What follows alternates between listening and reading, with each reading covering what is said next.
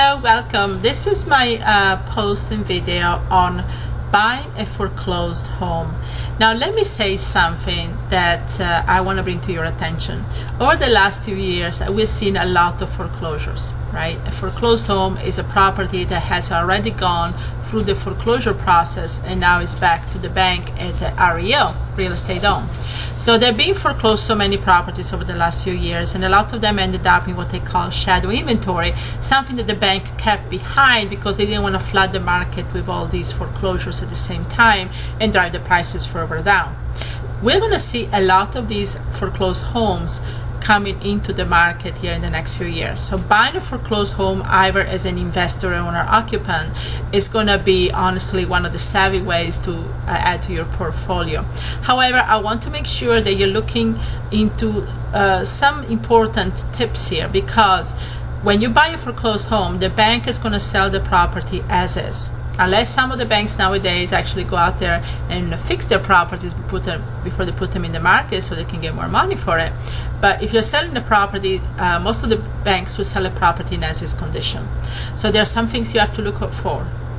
For example, if there is no electricity, if the water has been winterized but there is nothing to test the water plumbing, there might have been also possessions left there from the previous owners. So all these things are things that you have to take care of, and you're not being allowed to turn on the utilities, for example, to test the electricity in the water system. This is something you will have to kind of budget, that there could be unforeseen problems after you buy the property.